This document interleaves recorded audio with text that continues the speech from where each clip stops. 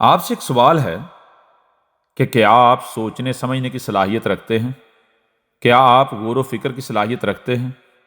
اگر آپ سوچنے سمجھنے کی غور و فکر کرنے کی صلاحیت رکھتے ہیں اور حقیقت کو سمجھنے کی صلاحیت رکھتے ہیں تو یہ پیغام، یہ میسج آپ کے لیے ہے، اور اگر ایسا نہیں ہے تو آپ اسے آگے بالکل نہ سنیں۔ آج ہم آپ سے ایک سوال کرتے ہیں۔ آپ یہ جانتے ہیں کہ پوری دنیا میں تقریباً ہر انسان جب نہاتا ہے یعنی غسل کرتا ہے تو غسل سے پہلے اپنے کپڑے اتارتا ہے، کپڑے اتار کر مکمل طور پر ننگا ہو جاتا ہے اور پھر غسل کرتا ہے۔ پھر غسل کرنے کے بعد وہ نئے صاف ستھرے یا دھلے ہوئے کپڑے پہنتا ہے۔ اب سوال یہ ہے کہ غسل کے نام پر کیا جانے والا یہ عمل کیا واقعی اپنے آپ میں ایک حقیقی اور حتمی عمل ہے، یا پھر کہیں ایسا تو نہیں کہ یہ کوئی حتمی اور اصل عمل نہیں بلکہ یہ محض ایک علامتی عمل تھا، اور اس کے پیچھے ایک ایسی حقیقت پوشیدہ ہے جو نہ صرف سمجھنے سے ہی سامنے آ سکتی تھی بلکہ جسے سمجھنے کے بعد ہی اس کا جو اصل مقصد ہے اس نے واضح ہونا تھا۔ یعنی کیا یہ ممکن نہیں کہ جسے انسان صرف نہانا یعنی غسل سمجھ رہا ہے وہ دراصل ایک سبق ہے، ایسا سبق جو تعویذ کی طرح انسان کے ساتھ باندھ دیا گیا ہو تاکہ جب ضرورت پڑے تو انسان نہ صرف اسے کھول کر دیکھے بلکہ اس میں غور و فکر کر کے اس کے پیچھے چھپی اصل حقیقت کو، جو کہ اصل مقصد ہے، اسے جان کر پورا کر سکے یا اس کے ذریعے سے اصل حقیقت تک پہنچ سکے۔ اور اگر اس سبق کو انسان کے ساتھ نہانے یعنی غسل کی صورت میں اس طرح نہ جوڑا جاتا تو انسان نہ صرف واپسی کا راستہ مکمل طور پر بھول جاتا بلکہ واپسی کی کوئی علامت یا نشانی بھی باقی نہ رہتی، اور انسان کے لیے منزل تک پہنچنے کا راستہ ہمیشہ کے لیے بند ہو جاتا۔ بالکل ایسے ہی جیسے سڑک کنارے لگے ہوئے بورڈ خود اپنی ذات میں منزل نہیں ہوتے بلکہ صرف منزل کی طرف رہنمائی کرنے والی علامات ہوتے ہیں، اور یہ بھی کہ سڑک پر نصب جو ہدایتی بورڈ ہوتے ہیں وہ مکمل تفصیل کے ساتھ نہیں ہوتے بلکہ اکثر ایک پہیلی کی مانند ہوتے ہیں جنہیں سمجھنا پڑتا ہے، اور جن لوگوں کے پاس علم ہوتا ہے، جن لوگوں کے پاس عقل ہوتی ہے، جن لوگوں کے پاس سمجھنے کی صلاحیت ہوتی ہے، وہی جانتے ہیں کہ کس علامت کا کیا مطلب ہے۔ اسی طرح حقیقت یہ ہے کہ جسے آج تک پوری دنیا کے انسان ایک حتمی اور حقیقی عمل سمجھتے آئے، در حقیقت وہ کوئی حتمی یا اصل عمل نہیں بلکہ محض ایک علامتی عمل تھا جسے انسان کی ذات کے ساتھ اس لیے مضبوطی سے جوڑ دیا گیا تاکہ وہ اس علامت سے محروم نہ ہو سکے، اور جب کبھی بھی انسان کو ہوش آئے، انسان اپنی غفلت کی نیند سے بیدار ہو تو اس کے پاس حقیقت تک پہنچنے کا ذریعہ پہلے سے موجود ہو۔ اب آئیں اس علامتی عمل کی اصل حقیقت کی طرف۔ نہانا یعنی غسل کیا ہے؟ غسل سے پہلے کپڑے اتار کر مکمل ننگا ہونا کیوں ضروری ہے؟ پھر غسل کے بعد نئے یا صاف ستھرے دھلے ہوئے کپڑے پہننا کیوں ضروری ہے؟ غسل کا مطلب یہ ہے کہ اپنی ذات پر جمی ہوئی میل کچیل اور گندگی جو کہ حقیقت میں آپ کی ذات نہیں ہوتی مگر آپ کی ذات پر چپک جاتی ہے، اسے اپنی ذات سے الگ کر دیا جائے تاکہ اب دوبارہ خالص اور صاف ہو جائیں۔ اب سوال یہ ہے کہ آپ کی اپنی اصل ذات کیا ہے؟ کیا آپ اس وقت جو ہیں یہی آپ کی اصل اور حقیقی ذات ہے؟ ذرا غور کریں، جب آپ پیدا ہوئے تھے تو آپ کیا تھے؟ کیا اس وقت آپ کے جسم پر کوئی لباس تھا؟ کیا آپ کو چلنا آتا تھا؟ کیا آپ خود سے کچھ بھی کرنے کے قابل تھے یا مکمل طور پر محتاج تھے؟ کیا آپ بول سکتے تھے؟ کیا آپ میں عقل، شعور یا سمجھ موجود تھی؟ کیا آپ نے خود اپنا نام رکھا تھا؟ کیا آپ کی اپنی کوئی شناخت تھی، یا پھر آپ بالکل ایک صفر کی مانند تھے؟ یعنی آپ موجود تو تھے مگر کچھ بھی نہیں تھے۔ آپ چالاک نہیں تھے بلکہ انتہائی معصوم تھے۔ آپ کو کسی بھی قسم کی چالاکی یا مکاری کا کوئی شعور نہیں تھا۔ جھوٹ بولنا تو دور کی بات، آپ کو تو بولنا تک نہیں آتا تھا۔ لیکن پھر کیا ہوا؟ جنہیں آپ اپنے والدین یا بڑے سمجھتے ہیں انہوں نے آپ کو اپنی ذات پہنائی، آپ کے نام کی صورت میں، آپ کی تربیت کے نام پر، اسی طرح آپ کے ارد گرد موجود ہر چیز، ہر شے، رشتہ دار، دوست، دشمن، اپنے، پرائے، قریب والے، دور والے، یہاں تک کہ ماحول، معاشرہ اور دنیا کے حالات و واقعات، سب نے مل کر آپ کو ایک اجتماعی پہچان چڑھا دی۔ آہستہ آہستہ یہ سب آپ پر اس طرح غالب آ گیا کہ آپ نے اسی پہچان کو اپنی اصل ذات سمجھ لیا اور خود کو اسی دائرے میں محدود کر لیا۔ حقیقت یہ ہے کہ یہ سب کچھ جو آپ کو آپ کے علاوہ دوسروں کی طرف سے دیا گیا، یہی دراصل وہ لباس ہے جو آپ نے پہن رکھا ہے۔ یہ نام، یہ رشتے، یہ نظریات، یہ تصورات، یہ عقائد، یہ عادات، یہ خوف، یہ خواہشات، یہ سب ایک تہ در تہ لباس کی مانند ہیں جو وقت کے ساتھ آپ کی ذات پر چڑھتے چلے گئے، یہاں تک کہ آپ اس قدر اس لباس کے عادی ہو گئے کہ آپ کو اس کا شعور ہی نہیں رہا، کیونکہ آپ نے اسی لباس کو اپنی اصل ذات سمجھ لیا۔ آپ یہ بھول چکے ہیں کہ جو چیز آپ کو پہنائی گئی ہے وہ آپ نہیں ہو سکتے، جو کچھ آپ کے ساتھ جوڑا گیا ہے وہ آپ کی حقیقت نہیں ہو سکتا۔ غسل کا مطلب یہ ہے کہ غین، جو کہ غیر ہے، جو کہ آپ کی اپنی ذات نہیں ہے، غین کو عین سے الگ کر دیا جائے۔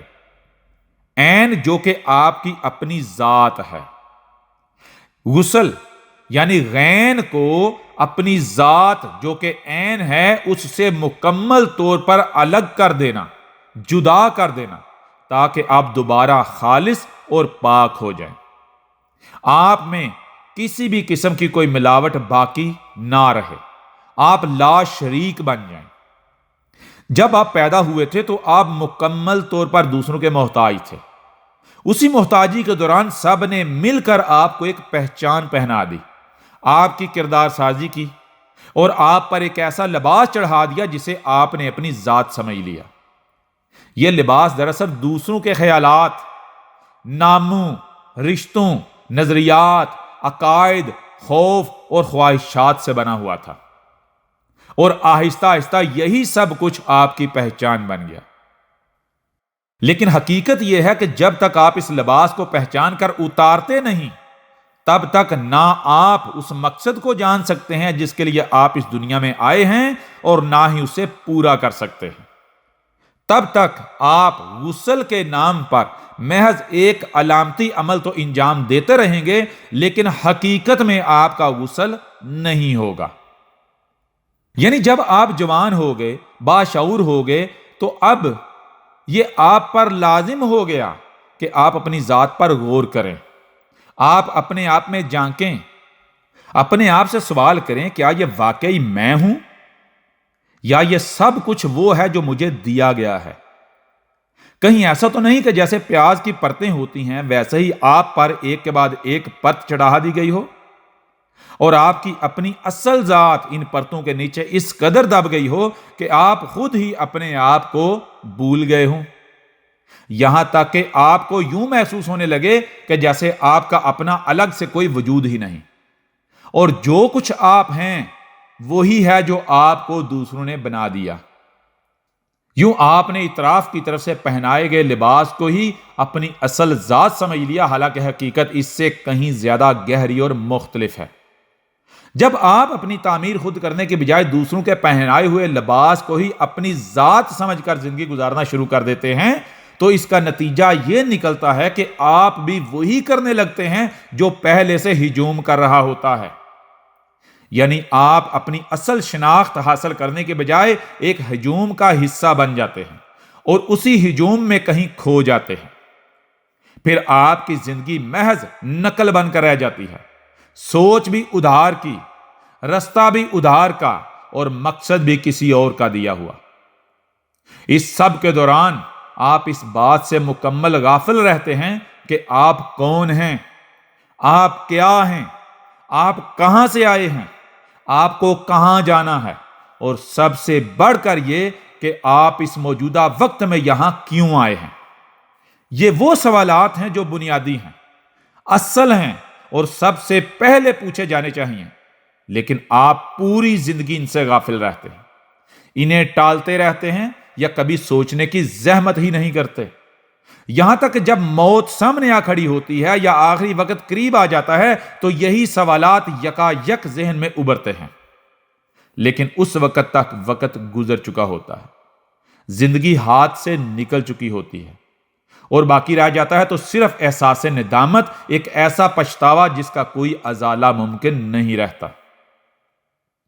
غسل کرنے کے لیے سب سے پہلے لباس اتارنا، یہاں تک کہ مکمل ننگا ہو جانا، اس بات کی علامت ہے کہ جب بھی شعور بیدار ہو تو سب سے پہلے دوسروں کی پہنائی ہوئی ذات اور شناخت کو مکمل طور پر ترک کر دیا جائے، یعنی خود کو ہر اس چیز سے آزاد کر دیا جائے جو آپ کو باہر سے دی گئی ہے، اور بالکل ایسے ہو جائیں جیسے ایک معصوم بچہ ہوتا ہے، مکمل طور پر غیر جانبدار، بغیر کسی تعصب کے، بغیر کسی پہلے سے قائم تصور کے، ایسے شفاف ہو جائیں جیسے ہیرا یا کرسٹل ہوتا ہے، جس میں کچھ بھی چھپا ہوا نہیں ہوتا، جو ہر چیز کو ویسا ہی دکھاتا ہے جیسی وہ حقیقت میں ہے۔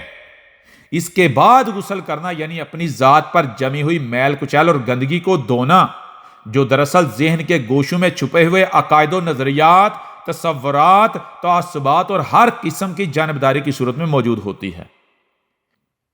یہ وہ سب کچھ ہے جو وقت کے ساتھ آپ کے اندر جمع ہو جاتا ہے اور آپ کی اصل حقیقت کو دھندلا دیتا ہے۔ لہذا ضروری ہے کہ اپنی ذات کو اس طرح صاف کیا جائے کہ رائی کے دانے برابر بھی کوئی کھوٹ، کوئی پرانا اثر یا کوئی غیر ضروری نقش باقی نہ رہے، اور جب یہ صفائی مکمل ہو جائے تو پھر نیا یا دھلا ہوا لباس پہننا، یعنی ایک نئی خالص اور شعوری بنیاد پر اپنی پہچان قائم کرنا، ایسی پہچان جو کسی اور کی دی ہوئی نہ ہو بلکہ خود سمجھی، جانی اور اختیار کی گئی ہو۔ یعنی اب جو کچھ آپ اپنائیں وہ شعور کے ساتھ اپنائیں، نہ کہ اندھی تقلید میں، دوسروں کی نقل میں۔ نئے لباس کا مطلب یہ ہے کہ آپ صفر سے اپنی نئی تعمیر اور تخلیق کریں، یعنی آپ اپنے آپ کو دوبارہ بنائیں، شعور کے ساتھ، سمجھ کے ساتھ۔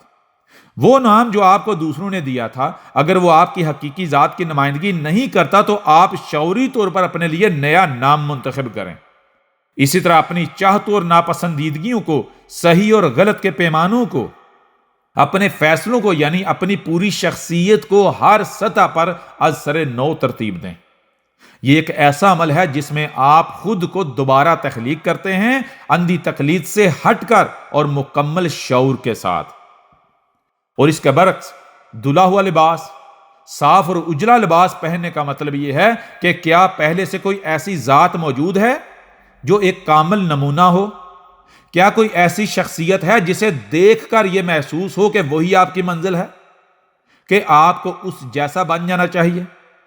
اگر واقعی ایسی کوئی ہستی موجود ہو جو سچائی، خلوص اور کمال کی علامت ہو تو پھر اس کی ذات کو اپنانا، یعنی خود کو اس کے رنگ میں رنگ دینا بھی ایک رستہ ہے جو کہ ان کے لیے ہے جو مرشد کے بغیر آغاز سفر نہ کر سکے یا مرشد کے بغیر سفر تسلسل کو قائم نہیں رکھ سکتے۔